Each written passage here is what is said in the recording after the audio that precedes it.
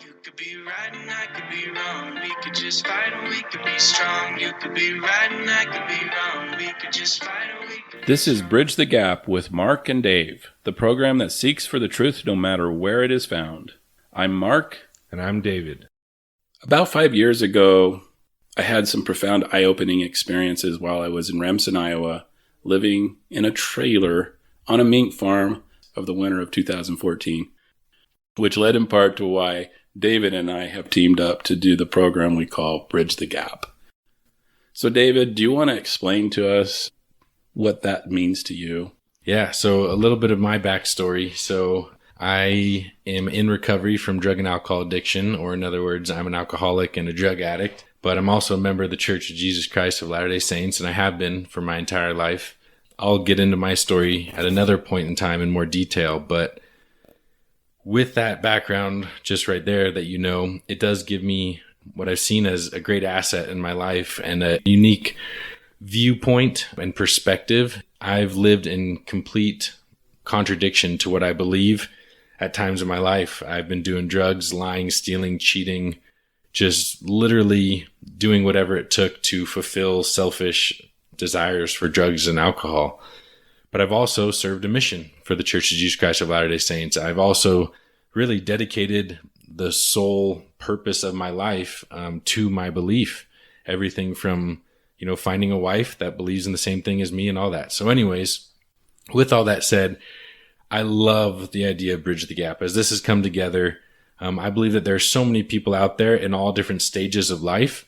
And I believe that the gospel of Jesus Christ, whether people know it or not, is in our lives at all times, whether that be the love that we feel for our family members, or that whether that be some sort of belief in some sort of higher power that we don't know exactly what it is, or whether that be an absolute sure testimony of the gospel itself, testimony, a belief and knowledge that the Church of Jesus Christ of Latter-day Saints is true, whatever it may be. And I think that there needs to be people, and I think we all do it in one way or another, that help bridge the gap between where they are and where other people are. So if you believe something and you have a friend that believes something different, obviously if you're friends, you've been able to bridge that gap and find common ground and connect. And what happens when we connect is that we help each other grow. So both people in that relationship are going to grow in their belief, in their friendship, in their love for each other, whatever it may be. And so this idea of bridge the gap, it's so that we can not see the differences amongst each other, but that we can see the similarities, not point out the things that we don't believe that are the same, or the things that we believe that aren't the same, but really the things that we believe that are the same. That's really good. I want to talk a little bit more about the story of how we met. Do you remember? It's kind of fun. And so I want to lay that out there for our listeners to hear, because around November of 2018, I was called to be the Elders Quorum Activity Committee chairman. So we kind of met as a committee and we planned 9 various activities to help the elders stay friends, I suppose. All the changes going on in the church in 2019 have been quite interesting. And by the way, right now it's June 2019. And for those of you that don't understand anything that Mark just said, in our church, there's a group of guys. We do stuff together, whether that be on Sundays or other days of the week. And that's what he's referring to. Yeah. So we decided that we were going to go on a retreat to a cabin. I had this feeling I needed to call David. And so I called the Elders Quorum president. I just said, do you have his phone number? I'm going to call him and personally invite him to this cabin retreat. And so he gave me your number and I called it and it was the wrong number. And I gave up at that point, never got a hold of you, right? So he didn't try that hard. But I did give you a call. And then fast forward like 3 months and what happens? I walk out of sacrament meeting and this really cool guy comes up to me with his big smile on his face and he introduces himself as David Moore. He says, I'm your new ministering companion. And I didn't place it together at that point. I'm like, oh, well, great. We've got a couple people that I've been seeing. One of them lives in my house. His name's Adam. Go ahead and tell the story from there, from your perspective. Yeah. Well, the interesting thing is, so here we are, where we are now. I'm coming up on 8 months of sobriety. So when I first came up to Mark at church and said, hey, I'm your new ministering companion, probably 2 months ago. So I probably had 6 months of sobriety. So basically my life was changing a lot. I went from an active drug addict to, hey, I'm trying to do better. I'm trying to be sober. I'm trying to live my life in the way that I believe. And one of the things I really believe in is fulfilling my callings in the church or whatever it may be. And so, so I get my, church or the LDS Tools app out and I look up, Mark Martin's my companion. I don't know if I Googled him or what to find a picture of him. And I'm just trying to do, what I think I should do and do what I believe. And it's amazing the miracles that unfolded by just taking little steps. So we go out doing our ministering thing, and it turns out that you were very open about your prior drug addiction. And I'm just kind of listening to you go, wow.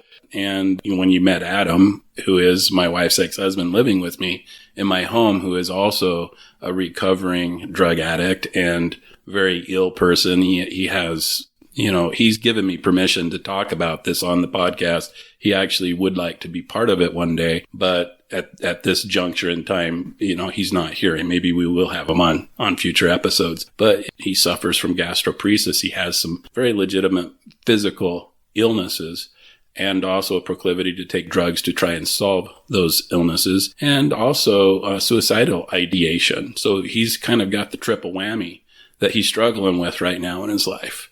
And you're coming in the house and you're just talking really open. Hey, I've been there, done that.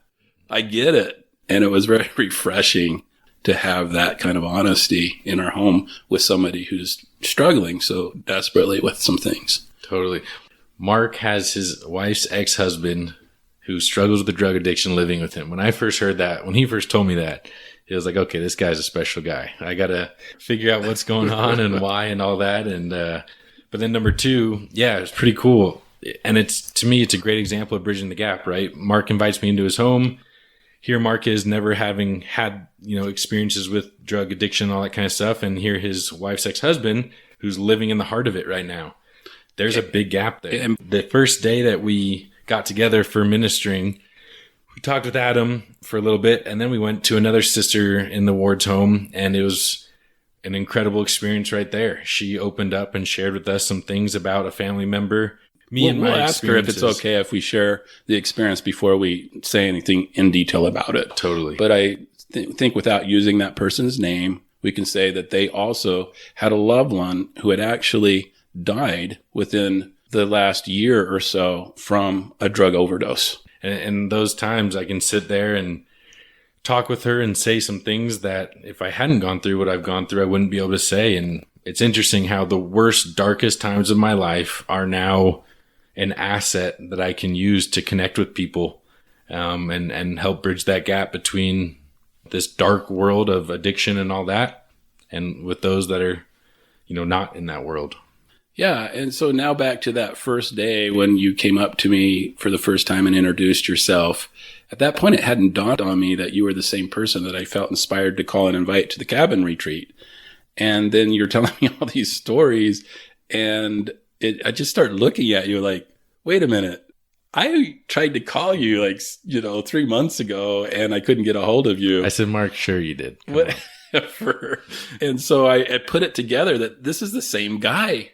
Now I'm thinking this is kind of cool. You're a very special person, and I really feel like you've been brought into my life and other people's lives for a purpose that we're defining as bridging the gap. And that's why we're starting this podcast called Bridge the Gap. Thank you. And that leads into, let's fast forward maybe a week or 2 weeks or something. And I'm sitting in sacrament meeting, and sacrament meeting ends. The main church service ends, and Mark's sitting right behind me, and he just taps me on the shoulder and says, hey, this might sound really weird, but I just have this feeling that we should start. And I didn't think you would. I was convinced. I'd convinced myself you were too busy, that you were way too cool for this, and that you would not be interested. But I felt that I needed to ask you anyway. I had this gnawing need to say, at least I need to ask him. Right. So he says, hey, do you want to kind of do some sort of YouTube channel or podcast with me? And instead of the response that Mark thought he was going to get, I said, well, I only think about doing something like that literally every single day of my life. and not only that, but I've actually different topic and stuff. But in the past, I started something with a few friends of mine, a YouTube channel about drug addiction. And the problem was at that time I was still in my addiction, so it didn't work too well. So at this time when Mark asked me, I was sober probably 6 months or something like that. And right away just got really excited to pursue this. That's the story that got us to where we are today. We're really not sure how this is going to work out, but we just feel like the pieces are coming together. And now I want to finally talk about how Max got involved. Yes. And who Max is. Good old Maximilian. So Dave, Max is one of your friends. So why don't you go ahead and explain to us how he became involved in this? Yeah. So Max Forrest, I don't know, I'm kind of throwing this out there, but about 6 years ago, something like that, I got involved with some organization, and it was actually part of it was me sharing my story. So I go to the office of this place. Wasn't that called Hope 361? Was that the name of? That's something that came after that? Okay. Yeah. But this organization Max was working for, I walk into this room to share my story on camera, and Max is right there behind the camera. And it was truly unlike anything I've ever experienced. Instantaneously, we connected. He's behind the camera, telling me, okay, sit here, here. And I start telling my story, and he just talk about a big smile on his face. He just gets this light in his eyes and a smile. And him and I just connect, and I can speak, at least for myself. I think you connect with everybody, Dave. But maybe there was a special connection there, but I don't think there's anybody that doesn't feel like they connect with you. Well, I appreciate that. But put it this way, him and I both knew at that moment that we would be doing stuff production-wise, story-wise, whatever together. And so that's what led to this thing, Hope 361, where we started a YouTube channel and a website at the time to help share inspirational stories of people in recovery to help spread hope in the world of addiction. Great. And that's how we dubbed ourselves the Truth Seekers and started the program we call Bridge the Gap. That's it for this episode of Bridge the Gap.